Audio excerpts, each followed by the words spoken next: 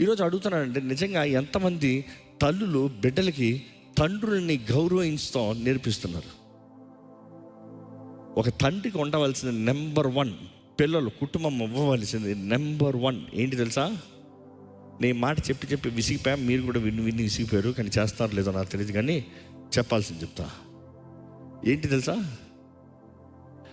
పిల్లలు, కుటుంబము అంటే భార్య భర్తకి, తండ్రికి ఇవ్వవలసిన మొదటిది ఏంటంటే గౌరవం, ఆనర్. ఆ ఆనర్ లేదా తండ్రి స్థానంలో ఉండడు. ఆ ఆనర్ లేదా తండ్రి రీతిగా పర్ఫామ్ చేయలేడు.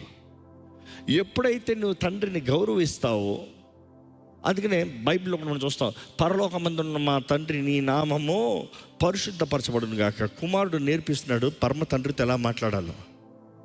కుమారుడు నేర్పిస్తున్నాడు పరమ తండ్రితో ఎలా మాట్లాడాలో నేర్పిస్తున్నాడు.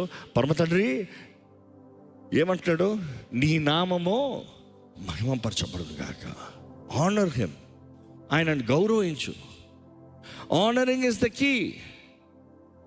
అండ్ ముఖ్యంగా చూస్తాం, తండ్రుల్ని ఆనర్ చేసినప్పుడు హీ వుడ్ టేక్ రెస్పాన్సిబిలిటీ. ఇది సైకలాజికల్గా చెప్తా ఉంటారు. ఒక పురుషుడిని గౌరవించిన రోజున బాధ్యత తీసుకుంటాడంట, గౌరవించని చోట బాధ్యత తీసుకుంటాడంట. ఎంత కెపాసిటీ కలిగిన పురుషుడైనా కూడా, ఎంత జ్ఞానం కలిగిన పురుషుడైనా కూడా, తనకి గౌరవం ఇవ్వలేకపోతే అక్కడ తన బాధ్యతను తీసుకుంటాడంట. చూస్తాడంట.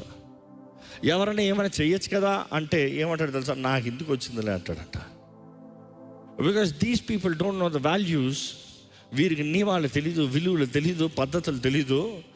ఇంకా నన్ను నేను అవమానపరుచుకున్నట్టు అవుతాను, నేను కూర్చొని చూస్తానులే. చూసి ఈరోజు మన జీవితంలో తండ్రిని గౌరవించమని దేవుడు వాటిని తెలియజేస్తుందండి. తండ్రికి నువ్వు గౌరవం ఇవ్వకపోతే, తండ్రిని గౌరవించకపోతే, దర్ ఇస్ నో వాల్యూ. నీ కుటుంబానికి వాల్యూ లేదు.